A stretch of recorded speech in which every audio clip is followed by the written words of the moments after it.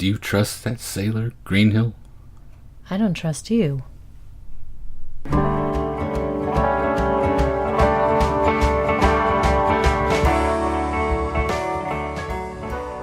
Welcome to the Magic Lantern Podcast, an ongoing informal discussion of the films we love and the things we love about them.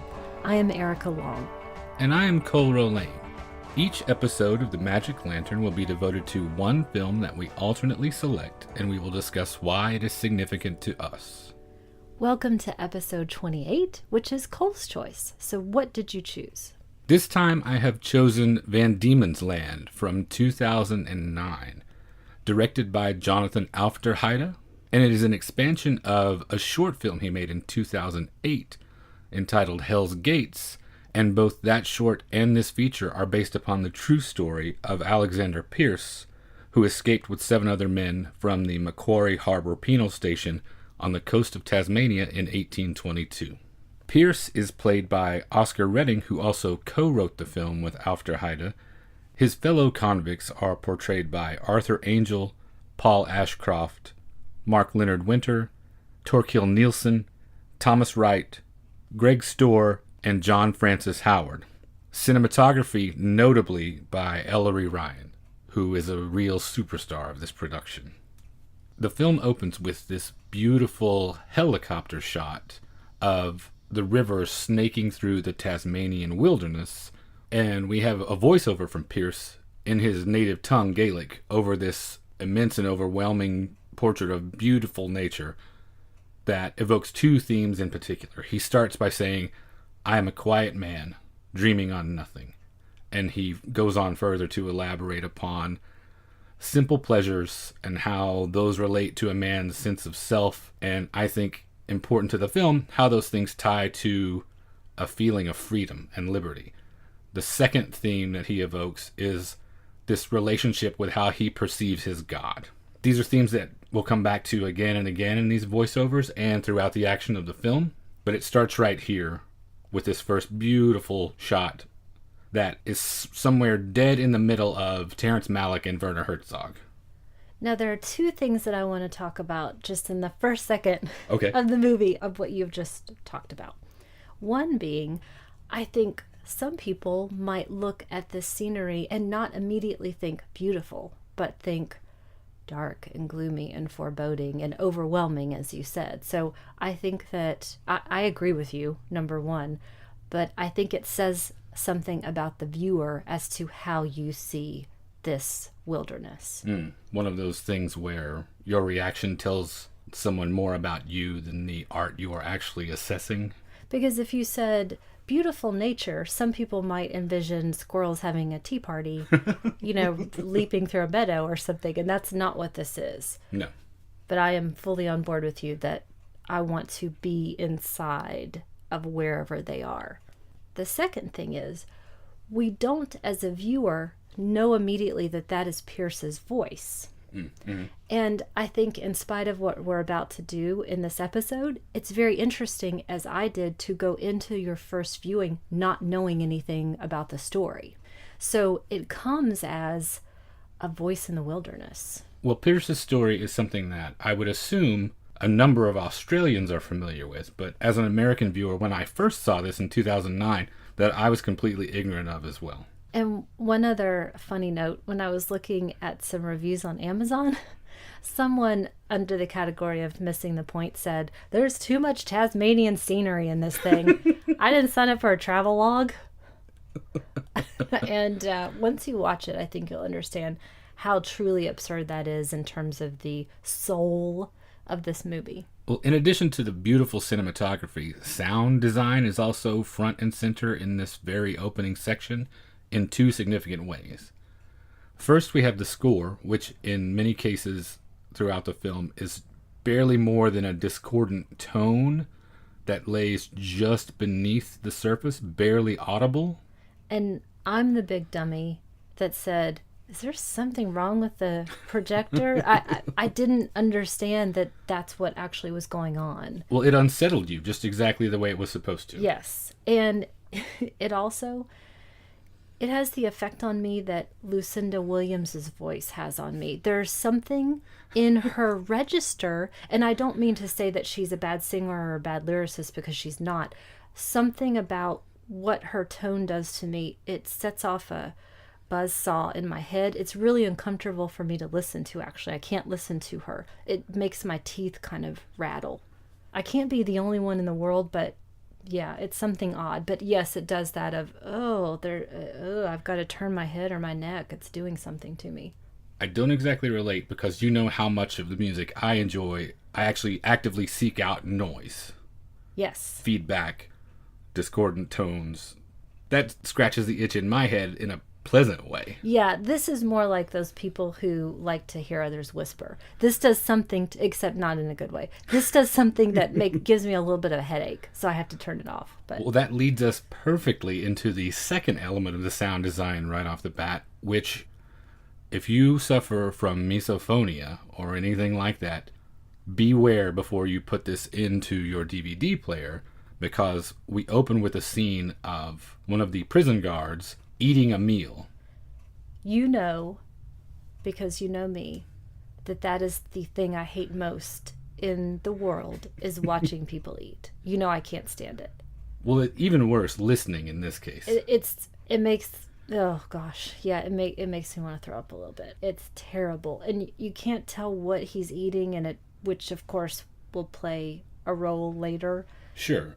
If you don't know Pierce's story, this is just disturbing on one level. If you know that cannibalism figures into this, you're looking at him licking his chops on a chop of some, and God knows what marrow he's feasting on. Right. The plate is all bone and marrow and grease, and it sounds disgusting. And it looks disgusting. I don't know about that. It looks disgusting. And we segue from the filth and muck of that plate to the filth and muck of the shoreline, where 8 men are standing barefoot in the mud, a work detail, about to be dispatched into the Tasmanian forest to go cut down trees. First, they have to swim from shore to the boat that's waiting to take them there, and it is the most cold, gray, miserable place that I can possibly imagine. What do you think, though, it would feel like to be in the water? And water comes back many times over the course of the film. Do you feel like in this instance it's a relief? Or I'm going to hellish? say not real refreshing at this point. I don't know. I can't imagine what those living conditions were like. And I guess I think about my relationship to water, and anytime I have the opportunity, I'm going to go get in it. And even though they have no shoes and they're basically in tatters and rags, it still seems like it might be a little bit better than when they're on land and what they're going through, and no baths. But well, maybe they're constantly I'm whitewashing it. They're constantly sopping wet anyway, from the rain or from just slogging through mire. So no, I don't feel like it's necessarily any better to get into the freezing cold waters of Macquarie Harbor. Good point. So we're with this work detail, this group of 8 prisoners, and 1 guard on the boat that are going out into the wilderness to try to carve out something livable in this horrible place. The living situation for the guards is barely any better than it is for the convicts. And I don't know about you, but my first thought when they were talking about, well, as soon as we chop all these trees down, we'll go home, essentially. I thought, well, you're just going to destroy this beautiful place. Aw. But it should be pointed out, Australia does have this origin as a prison colony. But, for example, in the very first dispatch of prisoners that they went to populate the area with in the late 1780s, only half of that contingent were convicts. The other half have to be guards, farmers, tradesmen. It wasn't exclusively a penal colony. And so you have to wonder what it must be like. It must be nearly as much of a punishment for the people who are not guilty of any crime than it is for those prisoners. So they find themselves literally at the end of the world, the end of the known world anyway at that point, trying to make something livable. We also have here the beginning of what will be a series of motifs that appear again and again. This film is structured a lot like a piece of music in that you have these repetitions and refrains, for example, river, forest, campfire, movement. River, forest, campfire, movement. And within these repetitions, within these refrains, you see the themes be developed. We see, in this instance, our first shot of unoccupied forest. We see the axe for the first time. That will figure prominently in the rest of the film. And in this section as well, we have the second scene of eating. And this communal eating will also come back again and again and again. Well, now that these motifs are established, we see the action start to slowly move. We see a plan beginning to develop in Greenhill's eyes. The prisoners, one by one, they're either looking at each other or they're getting up slowly. So clearly some kind of a plan is unfolding. And the guard is oblivious at first. He talks too much for someone who is supposed to be doing that type of job. Sending one man to guard these 8 men in the first place seems completely foolish to me. And he is quickly overpowered and taken advantage of, because not only is he talking too much and not paying attention, he's actually attempting to share and to be gregarious. And I think that stems from the fact that he recognizes that their situations are not much different here at the end of the world. He wants to be humane. At this point, Pierce does not stand out. Yes, and I think that that's really important because, again, we still don't know that that is he doing the voiceover. We start to see Pierce set apart a bit from the other prisoners. He doesn't share initially the common language of the other prisoners, which is English. He is speaking solely in Gaelic, which, again, going into the first viewing, not knowing as much, I had a little bit of sympathy for him almost as an immigrant of this crew. Now, he is able to speak with other prisoners who also speak Gaelic, but he solely maintains Gaelic. He does not come out with English until much later. And if you take that element and you combine that with what he is saying in the journals, he seems like almost a simple, gentle person. Was that just my idea? No, it didn't occur to me so much that he was an outsider, like an immigrant, because since you've got English, Irish, and Scottish prisoners, I was more focused on alliances.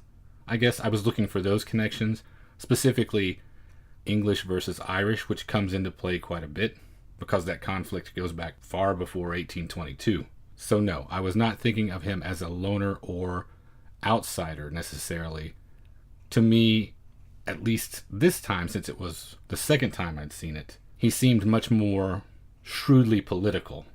But that was only because I knew the outcome. Gotcha. I'm thinking about, again, just that first time, and it did strike me that people talk around him and about him, less to him. That's what really stood out for me. And he's also the first one to get a little bit injured slightly. So it's almost kind of as if he's being set up as the weak member of the herd. At least that's the idea that I had. Again, not knowing what was going to happen. Mm-hmm. Or, in fact, if you did know it was a story of survival and cannibalism, that he might be the first one culled. Yes, because he's certainly not a brutish thug at all. Violence doesn't seem to be innate inside of him. So we start to see the beginnings, at least, of the group dynamic that will unfold throughout the rest of the movie. You've got, if nothing else, an alliance between Greenhill and Travers, who are more than just convicts thrown together in this. They are actually, it is implied, romantic partners. You do have a sort of loose affiliation of the Irish convicts, and then you see what seemed to me like the outlier, Bodenham, the youngest, the most brash and arrogant, and probably most foolish of the group. He seemed like the one who was singling himself out, who would most likely be culled, I thought. He's English. Mm-hmm. He's ready to fight at all times. He looks like a cross between Christian Bale and Frankenstein. So the guard notices something is up, asks, "Where's Greenhill?" They set upon him. He's stripped of his clothes, which I cannot think of a more vulnerable position to be in than completely naked in the Tasmanian wilderness. That nakedness of that man stands out so much to me in terms of vulnerability and the sheer terror you would feel. It's strange and interesting to me what a difference a layer of clothing made to me when I was watching him there exposed that way. And he asks them a very reasonable question. Where will you go? There is nothing out there. Their escape is foiled by a pair of armed soldiers. They're going to run to the water, they think. And get to their boat. Not knowing that a pair of soldiers with rifles are there. And so they have to turn and flee into the teeth of the wilderness. So instantly, their plan is thwarted. Mm-hmm. And we learn right away there is not enough food and there's nothing to hunt. Man is clearly an unwelcome presence in this forest. Again, we see another one of those beautiful shots of unoccupied forest that is static for several seconds until these escaping convicts burst into frame, fleeing through the scene, cutting a path through the foliage. And as they're being chased, they stop for a moment to catch their breath, make a sort of a plan, and Pierce specifically says at this point, "I can't move," in Gaelic again. That he's so scared that he can't move. And really, they could have filmed the entire movie in a very small circle and just slightly moved the camera a few inches to the right or the left because everything looks exactly the same. It's unending. It is unending. I disagree that it looks exactly the same. To me, I see very definite variations in the landscape. One or two in particular, and specifically the way they treat the landscape. Like I mentioned, there are several of these frames where it's empty, devoid of people at least, devoid of human beings for a split second. Or animals, or birds. Right. You don't see anything. And then there are a couple of frames in which the humans are very small and low in the foreground that even further illustrates the immensity of what they are trying to take on. Absolutely. So to me, each one of those had a very distinct character. It could be, again, because I've seen it once before and I was looking for signposts rather than trying to keep up with the story. I think if you go back and watch it a second time, you'll see how obvious the changes in landscape are. Okay. I do remember, and I know we'll get to them several times when they're in a different sort of field or top of a mountain or there's snow, but for the most part for me, the river and the forest on the river were pretty similar. But all I could think again was stick to the river. Why don't you stay next to the river? By the way, if we're ever lost somewhere, that's my tip to you. Okay. The river I'll give you. Those interstitial scenes where it is showing movement down the river, those function more like chapter breaks, and so those are fairly uniform. The other scenes actually in the forest are the ones that are slightly different. And I don't mean to suggest that it's boring or flat or anything like that. It's not. So we have these men, inconsequential against the huge backdrop of nature. You see a little bit of camaraderie among the Irish. They're obviously short on provisions, like you mentioned. Pierce tellingly catalogs the food.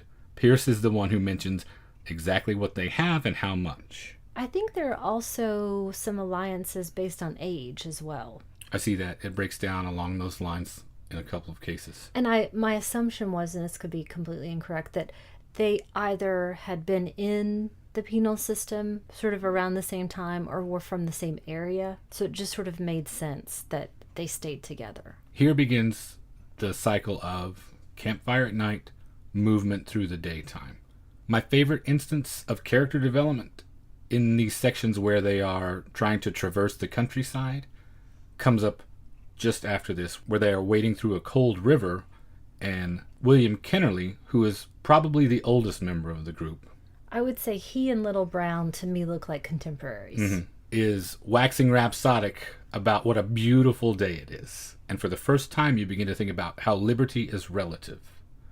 They are free, yes, but thousands of miles away from home, in the middle of a forest that has no mercy for them.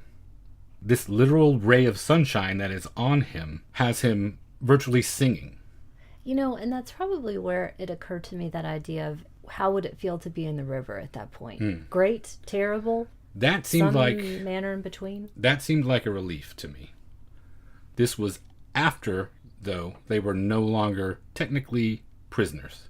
They were free men at this point, for at least a little while. Because especially in that landscape, it doesn't take long to be so far away from where anyone can find you that you are essentially not a prisoner at that point. So they're in pretty high spirits at this point. Provisions are low, yes, but they still have food. They've had as good a day as you can have in the conditions that they are going through. And so we have the first campfire scene, which is somewhat lighthearted. They're exchanging ribald stories, they're bonding a little bit. And this is also the first time we really get an intimation of Greenhill's and Travers' relationship. And correct me if I'm wrong, they do have a specific plan. They're headed towards the closest settlements. Right. So they still have a goal at this point, and they still have a direction that they're supposed to be going in. They do. And direction is extremely important in this. You will see several instances in the film where the character's lateral movement dictates something important, if only what it evokes in your subconscious. As viewers, so often, based upon any number of factors, even if only the fact that we read left to right in the West. When you watch characters on screen move left to right, it connotes progress. Yes. Movement toward the future.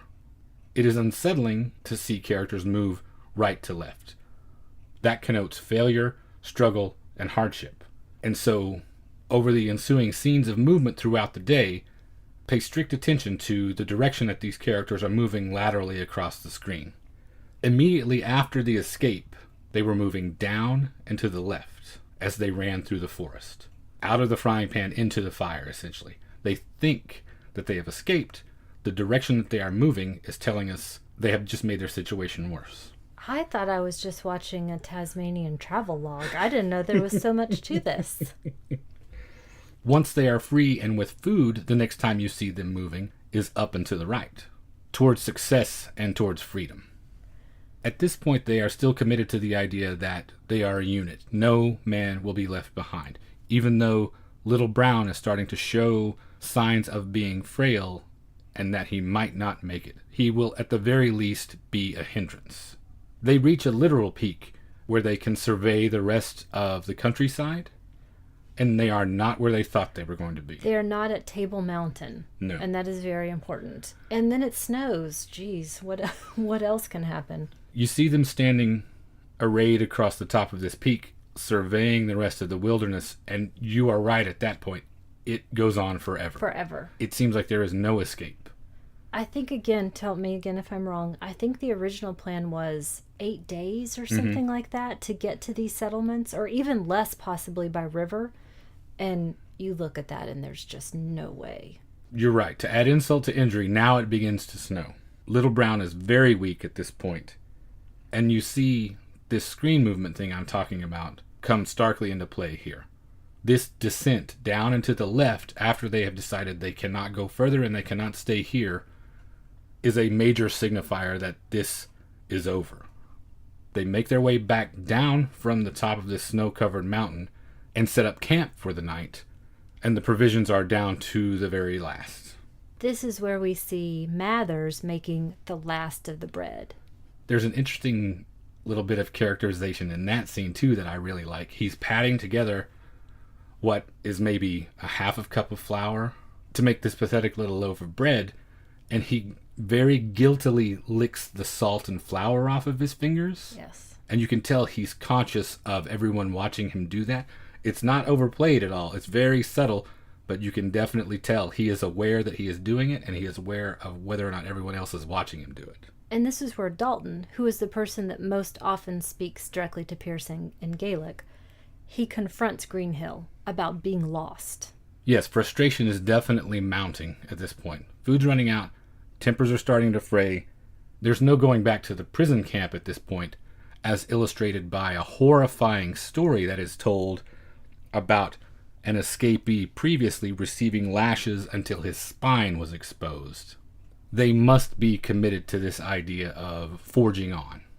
There's no turning around.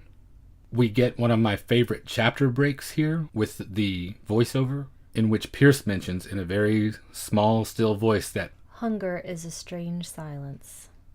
It's a beautiful line. But the next morning, this idea that they can't go back is not sitting well with everyone, and Dalton specifically tells Pierce that they have to go back. And we come again to another river crossing. And several important things happen here. One, Bodenham, the young English hothead, thinks that he sees an animal that he can kill. And Kennerly, at the same time, scuttles his opportunity to do this with an almost childish glee. This so incenses Bodenham that he starts to go after Kennerly, and interestingly, it is Pierce who jumps in. And this is the first element of violence in the group. And it's Pierce who punches Bodenham. It's not Kennerly, it's not someone else. To me, he looks almost startled that he did it. There's a look on his face that struck me that way. You're right. A lot of things start to happen in this scene. We do see that first incident of intra-group violence. To me, it's not necessarily unexpected because it is Irish versus English again. The way I read Pierce's reaction was not that he was taken by surprise necessarily by it, but that he is now beginning to make certain decisions. Factions are starting to form. Like you mentioned, Dalton approaches Pierce, suggesting, we need to leave. The Irish-English thing blows up, in particular in this spot. The group dynamics and the politics are really kicking into overdrive right here. And we're back at the campfire once again. And Kennerly is singing, and he says a line that I really love when they're talking about, do you have sweethearts at home? And he says, I hope I don't, for lonely she'll die.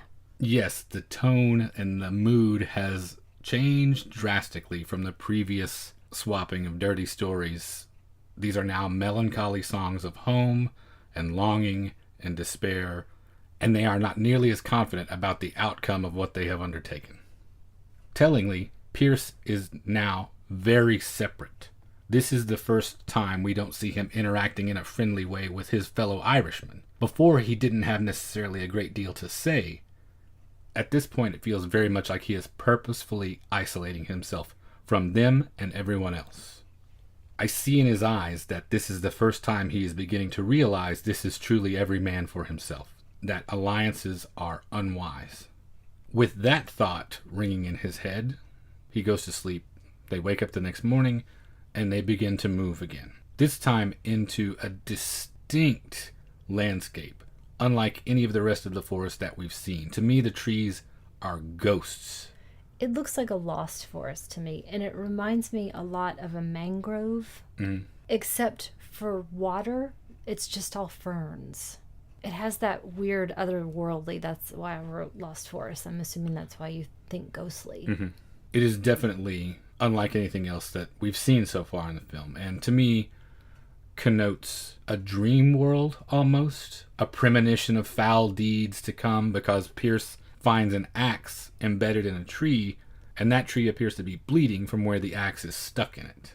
And we hear Travers say, I'm hungry, Robert. Yes, Pierce overhears Greenhill and Travers plotting, and we get our first intimation of cannibalism here. We know there's nothing to hunt.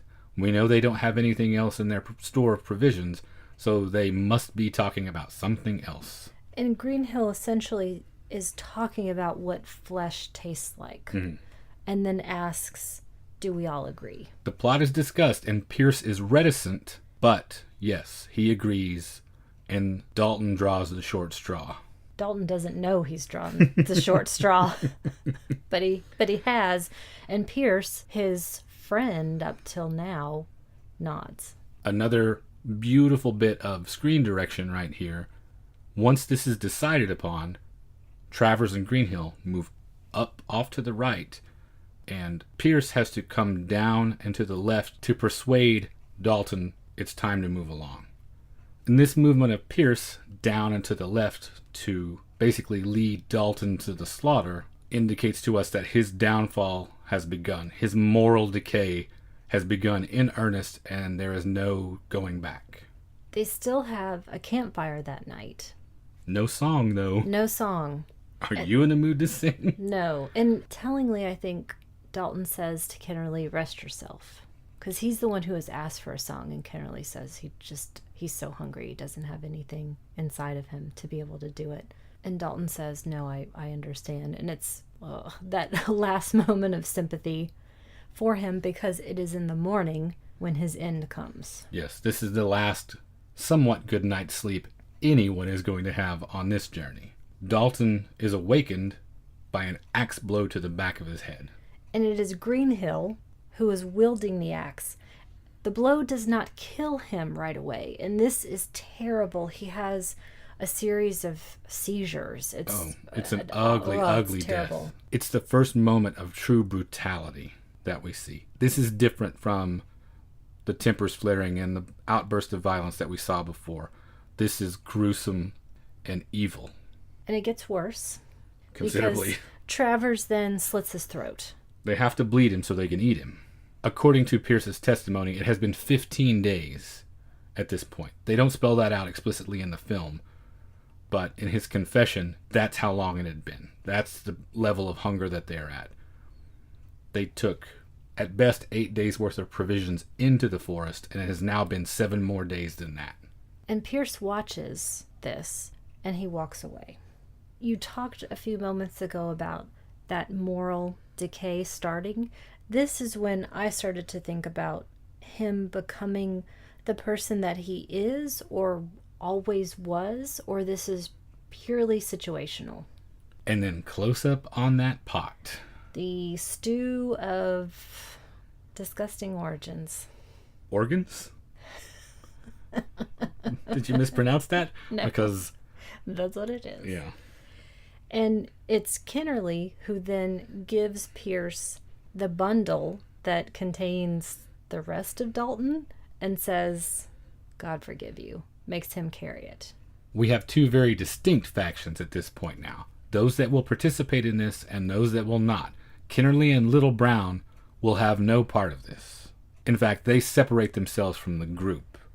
They are going to take their chances on their own. Even in as bad a physical condition as Brown is, they are going to forge their own path and see what comes of it. And why do you think it is that they didn't choose Little Brown to be the first victim? You take the young, ostensibly, stronger person over the older, dying person. You don't want to eat sickness. Good point. For one thing. Tenderness for another. Dalton is a sweet piece of veal compared to Little Brown. And almost in the same way as they had evaded the soldiers at the very beginning, when Kennerly and Little Brown decide to leave, we don't see them again. I mean, they turn and they're gone. They're vanished. As a vegetarian, I'm afraid to know where this is going. Where does cannibalism as a taboo rank on that scale of infractions? Or is it something entirely different because it is a matter of survival? Is it a separate other category? I have a problem even with it as taboo. Because if I'm thinking of the specific instances where I had learned about cannibalism, and you know that I love survival stories, and so In the Heart of the Sea was one of the first that got me into that genre, and it is very much based around cannibalism. It seems completely, in those terms, situational, necessary. So it exists as a completely other category. Oh, and Alive, about the soccer team in the Andes. It is inconceivable to me that anyone would look back on those situations and say, oh, how could you possibly have done that? What else are you going to do? Die. Yeah. You have my permission to eat my middle-aged body. Or my old body, depending on whenever it is that we're somehow stuck where you're going to have to eat me. No matter when that happens, you are one sweet piece of veal. Thanks, honey. We have these stories as a culture. I get the impression that Pierce's story is a pretty notorious one in Australian history. Several film versions of this have been made. There's a pretty famous literary account of it. We have our Alfred Packer stories, our Donner Parties. Since it's tied to a group of convicts, when it takes place in the wilds of Tasmania, does it suggest something to you about Australian origin or identity? And do these stories like Alfred Packer and the Donner Party do a similar thing for you when it comes to frontier America? I hadn't thought about it in terms of Australian identity, so I don't think that I can competently speak to that. Mm-hmm. From the American standpoint, I was obsessed by those stories from a very young age. And it did very much speak to our identity of going into places where no one had particularly been before. And the frightening side of this sort of go west attitude. Mm-hmm. The conqueror becomes the conquered. There's your manifest destiny, buddy. And the flip side of religious Puritanism as well, that what actually lurks inside of us, you can think that that's a taboo, or you can think it is an essential part of our nature as animals. Us enjoying the kind of stories and history that we like, do you think, though, for instance, Alfred Packer is as widely known a story as we feel like it is, or is that our bias? Gosh, I don't know. I seem to be the only one looking for stuff on the Donner Party when I was a kid, so maybe not. But I guess we're kind of weirdos sometimes. Possibly. To get back to the film, we are at the point where Bodenham freaks out a little bit. He loses it when he notices that Kennerly and Little Brown are gone. Why do you think he was so upset? I was just about to ask you that myself. Is it a sense of security? Is it because they truly vanish? I mean, they're just gone from one second to the next. Is it that all of these stresses and pressures are weighing on him? I think it's some of that. I think it's the trauma of what he's seen, but I think it's also because he now understands that this is happening, this is real, and he is next in line. I think he understands the ramifications of their being gone, whittles it down to Pierce, who has demonstrated himself to be physically stronger, Travers and Greenhill, who are an alliance now. It's their two against everyone else as one, and Mathers, who you could say is maybe as dispensable as Bodenham, but he realizes emotionally he's the weak one. He knows that he will be next one on the block, I think.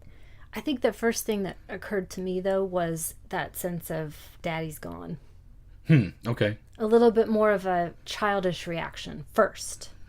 I don't see his wheels spinning yet. Okay. But that seems like a very reasonable thing. Maybe I'm attributing too much self-awareness to him. Maybe you're right. Maybe it is more of a knee-jerk thing. Maybe it's an instinct. Maybe it is about security. But to me, it seemed like if he is fully grasping the ramifications of this, he knows he's next in line. Because now we're down to 5. And 2 of them are lovers. So there's some sense of security within that little alliance. So yes, if you think about the sheer mathematics, it's starting to look pretty bleak. We come to another river crossing. Yet another demonstration of character. Probably the most important one so far. The river is angry and very high at this point. It seems almost like it might be impossible to cross. Pierce does not accept that. We see him act decisively for the first time. We see him take the lead for the first time. He wades into the river and it sweeps him along instantly, but he manages to, little by little, swim to the other side and show the others that a safe crossing is possible. Pro tip, tilt your toes down. Is that how that works? Mm-hmm. What does that do? That gets your trajectory going smoothly so that you can actually stay in the water, as opposed to, say you're trying to sit up or put your legs down, you're going to be banged against rocks, but you point those toes down and you can also cross your arms over your chest as well, and you're just like a little canoe. Well, he must have known that because he managed it pretty well. It also occurred to me at this point how impressed I was with their dedication and with Aufderheide's assurance, and as a first-time feature director, what he got this cast to do. These are not stuntmen. To me, it looks as though everyone rightly could have had pneumonia at any point in the shooting of this. It looked miserable. It looked very much like they quite literally went through these experiences. Everyone manages to get across, and we enter a glade where Bodenham is sacrificed. He is seated away from everyone, turned away, and he is just staring out into space in this terrible contemplation and hopelessness. It's presented very reverently. He's in a penitent pose, practically. And there is the moment of acceptance just before that final blow comes down, which we don't see significantly. We do not see the horrible fate that befalls him the way we did with Dalton. We see Greenhill, though, again at the axe. It is he who takes the blow before the camera cuts away. What we do see, though, at one point when old shoes get tossed off into the distance and they land next to Bodenham's body, which looks like has been carved. This is the point at which I first begin to ask, is this necessary? It is no longer, it feels like, an issue of nutrition. It is also survival and politics at this point. I do not feel like Bodenham's sacrifice was necessary at this juncture. Maybe soon, maybe a few days from now. But to me, this and everything else that Greenhill does, for instance, taking Pierce's axe and splitting it up for kindling, is about fortifying position. It's interesting because we don't have a strict chronology. It's not as though the screen says day 1, day 2, day 3, and so on. So we don't really know how long has passed or what they're able to actually get off of these bodies. So again, I guess I'm a dope going into this. I thought more about nutritious needs and how quickly you would have to go through something like this because they're on the move the whole time. They're not in one position building shelter. They have to be constantly moving, and the caloric intake that requires. And from this lover of survival stories, I think I thought about it a little bit more logistically, I guess. They had to be out there an awful long time for it to be necessity at this point. If Bodenham is still carrying that bag full of Dalton's remnants, it is not necessary, which is what he was doing when he was standing at the head of that trail, freaking out about Kennerly and Little Brown being gone. If they managed to get by for the first 8 days on paltry rations of flour and water, essentially, how do they need to do this after they have just butchered 160 pounds of meat? That lasts a long time. Yeah, but they have no way to properly store it. You've got to go through that quickly because it's going to rot otherwise in those conditions. Maybe we should make jerky later on. They've got no way to salt it. They've got no way to tan it. They've got no way. Yeah. Tan it? You don't make much jerky, do I you? guess not. Make leather ottomans out of it. Sorry, I got excited with the words that I know.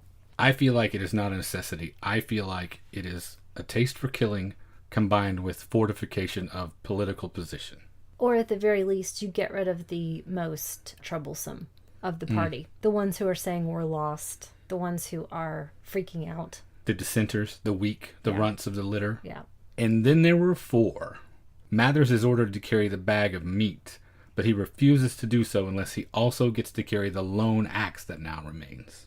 And this is because Mathers knows the score. He's no chump. He's no greenhorn, he's no mooncalf. He's no jabbernow. He's none of those things. Yeah. He knows that this is now me against him against them. He does still try to appeal to Pierce. Yes, because it's not Pierce that's been killing the others so far. So I think he's still trying to maintain that alliance with the person who still seems like he has the most humanity left. Every move anyone makes is suspect at this point. There is no securely turning your back on anyone. Mathers attempts to make soup, and it is completely inedible. But he is so distracted by the process of doing this that it provides an opening for Greenhill. Greenhill attacks him. It's not a fatal blow, but he does wound him in the head. Again, it's this terrible, slow death because he has this open wound in his head. Gravely wounded. And he's talking and alive, but there's no way he's going to survive this for any length of time. He makes the mistake at this point of relinquishing the axe to Pierce, thinking he has an ally. He thinks his enemy is Greenhill. A reasonable assumption to make because Pierce has very quietly remained in the background as much as possible with all this carnage happening. It's the smart play.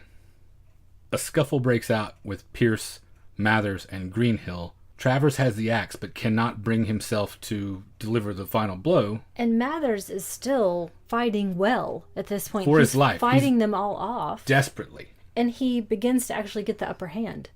And he is choking Pierce. And that's when Greenhill finishes him. And now it's 3. Again, this is not necessity. We are far beyond nutritional needs at this point. An interesting note, actually, that backs up my reading of this, I think, is the fact that when Kennerly and Brown split off in real life, they made it back to Macquarie Harbor. They did. They survived. Were they just back in the prison at that point, I guess? The story is portrayed that 8 men went into the forest and only 1 came out, but it's actually 3. With this group, we are down to 3. Greenhill and Travers are obviously the majority. A very vocal majority at this point, because Travers begins to mock Pierce throughout this section. He's taunting him. He's asking, do you feel the hunger? That doesn't last very long, because nature, as it happens to do so often, evens the odds. Travers is snake bitten. He's going downhill very quickly, and Greenhill has to physically help him and keep him going. He is a disadvantage. There's no way he'll survive, and he is also now quite literally an albatross around Greenhill's neck. Very apt metaphor for a sailor. But at the campfire that night, Greenhill actually sings to him, and it's a very nurturing, comforting pose. Yes, Greenhill will not abandon him. He loves him, clearly. It is much more than we were in prison together. He is his partner, and he sings a lullaby, essentially, to him. And at this point, I heard the first animal noise that I had heard so far, other than the scurrying of the snake, which we don't see. But I heard an animal at that point. I have no idea what kind of an animal, but it really struck me at that point. What do you think that signifies? At first, I thought almost as if they are finally getting closer to something, some sort of civilization, some sort of habitation. Okay. And the terrible irony of that they've now culled everyone down and suddenly there's an animal. But it's such a unique sound and it seems so far away that it's still as if there's no way they could actually catch whatever this thing is. Sun rises once again. We have our next to last significant river crossing, in which Travers is completely incapacitated. They struggle across, and Greenhill lays him on the bank of the river, and also lays the axe beside him, leaving it for Pierce because Greenhill does not have it in him to dispatch his lover. Now, Travers is begging for the end at this point. He's begging for death, but he still says, "Don't let him touch me," to Greenhill of Pierce. And that's when Greenhill walks away to leave Pierce to do it. And once again, it's not fast. No. First he chokes him with the blade. Then he punches him. Yes, he ultimately resorts to using his hands. This is personal. Again, nothing to do with food. This, to me, harkens back to that Irish-English thing one more time. And really, at the end, it looks like he essentially clubs him to death with his body. Overkill is what you would call it if you were investigating it as a homicide scene. This goes far beyond what is necessary to end his life. The great majority of these blows are delivered in anger. And you had mentioned very early on about Pierce's relationship to his God. And he says a couple of specific things here about your soul to the devil. Let God have his heaven. I am blood. He's arriving at the point, I think, in which he considers God a peer, not a deity, which is borne out by the last thing he says in the voiceover. He sees God very much as just another axe wielder to be contended with. This campfire scene is decidedly less jolly. There is no camaraderie. It's down to the final 2 men. We're basically at the point of who's going to blink. Pierce puts a stone in his mouth as a method to keep himself uncomfortable enough to be just on the verge of wakefulness at all times. So he is sleeping with one eye open, essentially. Greenhill still manages to get the axe back in this exchange, but nothing in particular comes of it right then. It's just that power switching subtly back and forth. They're just watching each other, really. And keeping their distance. The next morning we have the final time that they are going to cross one of these rivers together, and they actually sit down and have the most extended conversation they've had in quite a while. The most extended conversation that Greenhill and Pierce have had, period. And we discover what Pierce was imprisoned for. Stealing shoes. All of this happened over 6 pairs of shoes, at least in Pierce's case. That's what he was thrown in prison for, that got him shipped from Ireland to Tasmania.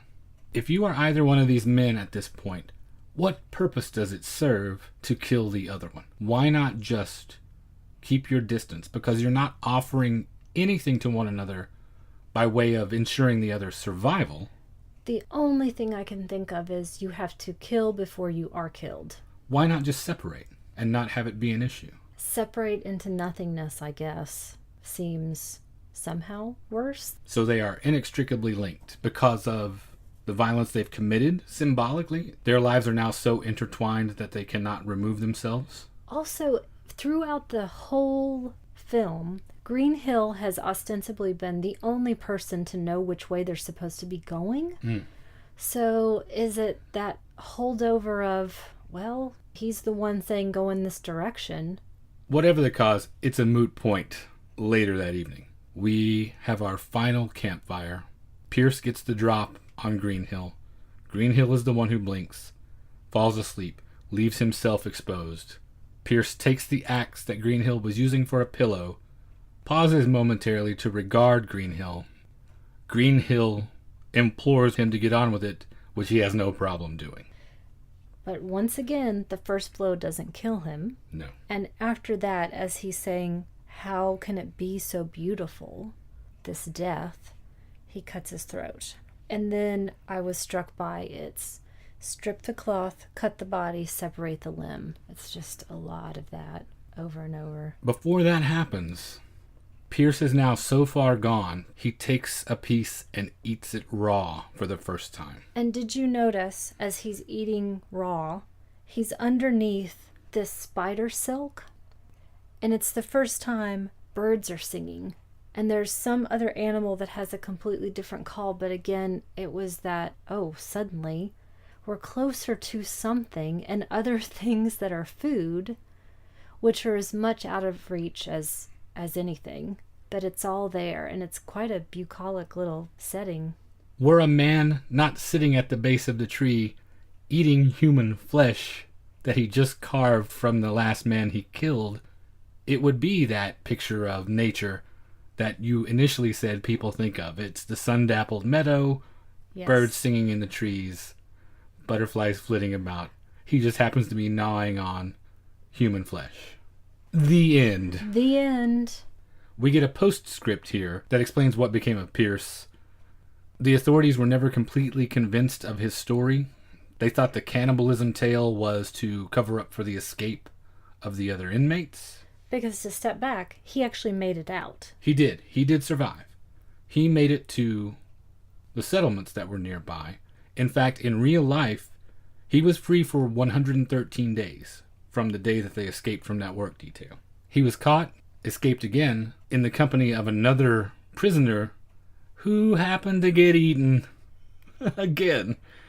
He had developed a taste for it, I guess. He was captured one more time, eventually hanged. Eventually he was executed by the state. Pretty soon after, in 1824, and this takes place in 1822. So it was a short time from some freedom to none, and eating some folks, and then hanging. How Hobbesian does it get? Nasty, brutish, short. The whole episode is an extremely black mark on what is already a complicated national history. I'd be interested to find out what our Australian listeners actually think of this, because I'm curious how this plays into questions of national origin, national identity. There are a lot of parallels between Australia and the United States, in a sense, in that we are colonized by the British. They came to a land that was already inhabited by indigenous people and took that land. In Australia's case, you've got the prison colony origin, which is the thing that people might not want to talk about very often. In our case, it's the fact that all of our infrastructure and industry was built on the backs of an enslaved population that was imported for that specific reason. So I wonder how this fits into how Australians think about their development evolving from that prison colony to the country they have become. As an outsider, I have a very specific idea of the Australian identity in general that I have put together from just the popular culture that I've consumed. Are you able to crystallize that into something? It's very masculine, for one thing. Tied to nature a great deal. Anti-authoritarian, unpretentious, possibly that could be read in some cases as unsophisticated. Do you have the same general impression? I guess I do now that you say that. I really haven't seen enough of the Australian body of work to come up with a vision that's different from what you just described. Otherwise, it's sort of those odd outliers like Muriel's Wedding and Strictly Ballroom and things like that that sort of play up on the more outlandish, flamboyant elements of the culture. I'm probably thinking of a very specific version of the Australian identity that probably is from the 1950s that was then filtered to me through movies from the 70s. I'm probably wildly off base. Again, if we have Australian listeners out there that want to chime in on this, I would be really curious to see if, one, they feel like that's accurate, or at least was at some point, and if it has changed, how it has changed. It makes me really want to seek out more things so that I don't just have this very one-dimensional concept. Well, I feel like this is a good start because you have the combination of the very harsh masculine energy of the story, but it is presented with such a crystalline aesthetic. You've got this balance of art and brutality in it, an intersection that might not have occurred 20 years ago, let's say. I think it belongs maybe more with those other films that you mentioned in that it's a combination of artistic expression on a very high level while grappling with this origin in which the reaction to the landscape was such masculine violence. So setting aside larger questions of national identity and focusing back specifically on this film, are there things that really stand out to you? For example, we mentioned direction and cinematography. I was thinking about the performances. Does anyone in particular really stand out for you? Oscar Redding as Pierce does, obviously. I think he did an incredible job. I think the things that he had to communicate were so subtle, and he managed to do that while remaining in the background for such a significant portion of the film. And overall, this film has very little dialogue. So a lot of this has to be communicated non-verbally. Mark Winter would be the other one, but that was probably because of his relationship with Pierce. Dalton's relationship with Pierce being the most intimate thing aside from, obviously, Green Hill and Travers. And also because, in this case, Winter reminds me so much of a younger Daniel Day-Lewis. He's very striking. Yes. Those two stick out in particular. What about you? I agree with you. I also really liked Kennerly, and that could be just as much because the character is so interesting and so different from everyone else, but he really made me think more beyond just Pierce about who these people actually are beyond the prisoner system. What their life was like before. And what landed them here.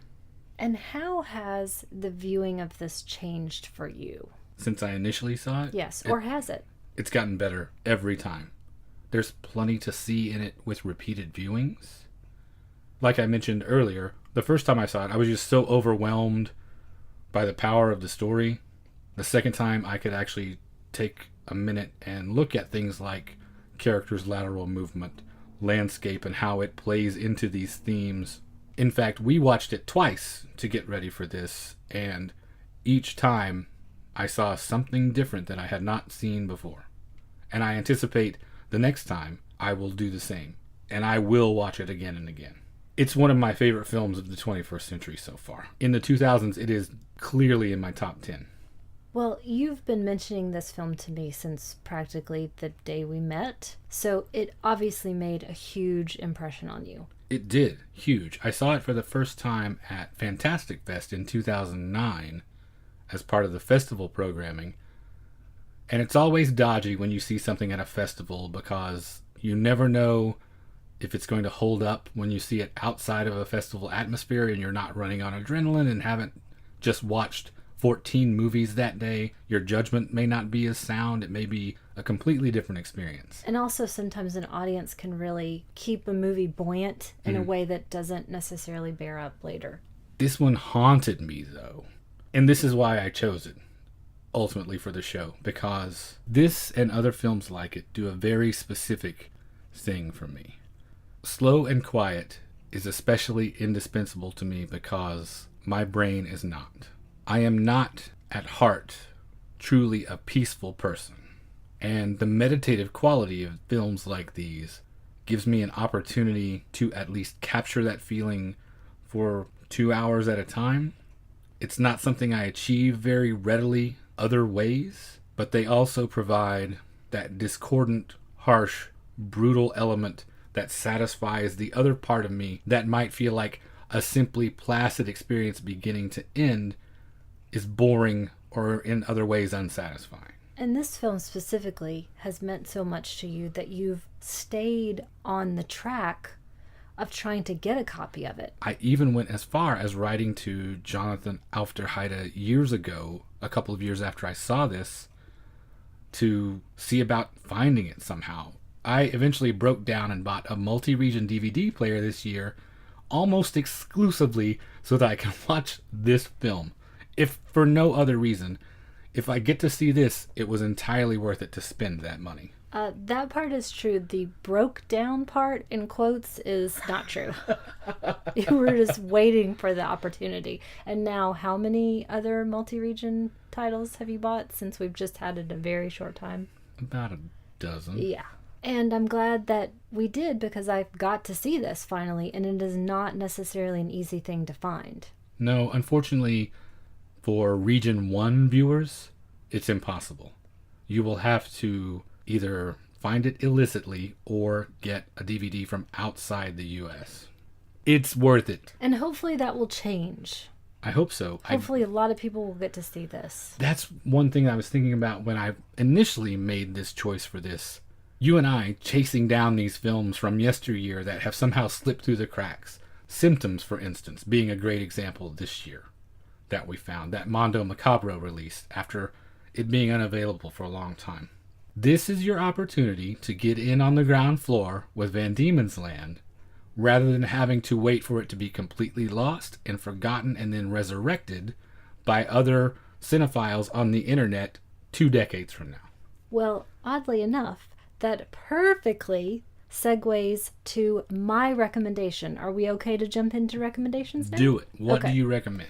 I recommend Wake in Fright from 1971. There is no way we can have this discussion of this film or about Australian film in general without talking about Wake in Fright. Do you agree? I wholeheartedly agree. Especially after we were talking about that national identity being so masculine and unpretentious and all of those other adjectives I mentioned. Very much so. And I also think that you or I would do Wake in Fright as an episode and fully intend to at some point. Oh, definitely. So Wake in Fright from 1971, an Australian thriller directed by Ted Kotcheff and starring Gary Bond, Donald Pleasance, and Chips Rafferty, among many other people, including Jack Thompson, who is now one of the faces of Australian cinema. Mm-hmm. So it is the story of a young school teacher from Sydney who descends into personal moral degradation. Sound familiar? And then some. Yes, after finding himself stranded in a brutal, menacing town in outback Australia. Now, this is an amazing film, and why I specifically said what you had mentioned right before leads to this recommendation. This film was considered lost. It was lost for several decades, and then in 2009, it was put out again in a special release because specifically Martin Scorsese showed it at Cannes again, and through other elements that would be too long for me to go into. I want everybody to check out the Wikipedia article on this so you can find the journey of this film. And so you can also look into how the audiences reacted to this film in Australia. And there's a specific story about Jack Thompson watching it with an audience and what he says about someone's negative reaction to it. And I don't want to get into that. I want people to find it for themselves. Okay. So how are you possibly going to top Wake in Fright as a recommendation? Through the side hatch. Okay. Are you going to cheat like I always do? No. I thought about it. But I am, maybe technically am, because I'm going to mention a couple of other things that aren't necessarily my recommendation. Sure, yes. Because Van Diemen's Land, for me, also fell in the middle of this cycle of what could be broadly termed Australian crime films in the early 2000s that were just knocking it out of the park. My favorites from that stretch going from The Proposition to Animal Kingdom on to Snowtown for instance. Those two I still haven't seen, Oh, so I've really got to get around to that. We're going to eventually. But out of that batch, in 2008 came The Square, a neo-noir directed by Nash Edgerton, which is fantastic. It is so wonderful. Let's go watch it right now. Stars David Roberts and Claire Vanderboom, and is in the tradition of classic noir like Double Indemnity. Definitely. For instance, if you are a fan of Double Indemnity, go watch The Square. It's got your illicit romance. It's got your underhanded deals resulting in a pile of money. My favorite thing about The Square, after all of the things unravel and everything goes as badly for everyone as it can, the fact that for the person that survives, because numerous people die as this plot unfolds, for the one that survives, that survival is an even worse punishment. Definitely. Being the one left alive is the worst thing that could have possibly happened to anyone involved in this story. It is a great film. It is so grim. If you love dark film noir, check it out. The Square from 2008. So two, once again, wonderful recommendations, Wake and Fright and The Square. And that brings us to the end of episode 28. Here at the end of this show, I would like to make sure that Ben Smith gets top billing in our thank yous. Ben is a listener that sent us a really nice email talking about his experiences with the show, specifically with The Long Goodbye and the Blue Collar episodes, and how he hated The Long Goodbye before he heard the show, but has since turned around on that and in fact was going to watch it with his dad, and they were going to share that together after listening to us talk about it. Specific thank yous go to him because in that email he also asked about if there was a way he could give us a donation. We never had really thought about it before, and so since Ben brought it up, we put a donation button on the website, and he is officially our first patron. Thanks, Ben. It is truly gratifying to think that anybody at all out there that listens to the show would like to help us be able to continue to make it. But in Ben's case, I want to do something very special and give him a title. Okay, what is it? Since he is sort of our Founders Circle level. Okay, Grand Poobah. No, I don't like that one. Okay. Something lantern associated. Oh. Ben is our official keeper of the flame. Thanks, Ben. Yeah. No one else, no matter how many people donate or how much they ever donate, if they decide to use that button, will ever get that title. Ben, it means so much to us that you even thought to ask. We truly appreciate it. I want to also say that I'm equally as gratified that he found a movie and it maybe changed his mind a little bit or prompted him to give it another viewing, because we get so excited when people say, oh, I'm going to go out and look for that title, because that's why we do the show. That is our favorite kind of feedback to get. In some small way, we get to feel like we are having a dialogue with our listeners that way. We get tons of great feedback, but this one this past week was extra special. If you would like to get in touch with us, you can reach us via email at magiclanternpodcast@gmail.com. We are on Facebook and Instagram. Just search those venues for our name. We are on Twitter at lantern_cast, and I would definitely like to thank everyone else who shared links to the show or gave us feedback since the last episode. Thanks to Tim Lego for the birthday wishes, Leanne Kubich, Travis Trudell, those fine gentlemen at Fuds on Film, Jeff Duncanson, Micah Matson, who always gives us really thoughtful feedback. We really love it when Micah chimes in. He always has great things to say. And especially this time around, thanks to David Ashton for leaving us a review on iTunes. We really appreciate that. If you would like to do the same, you can find us on iTunes. You can subscribe there, rate or review the show. We are also on Stitcher Radio and Google Play for you Android users. And finally, if you would like to check out all of our episodes, including supplemental materials and that fancy new donate button, if you would like to take advantage of that, we certainly wouldn't argue with you. You can find that at magiclanternpodcast.com.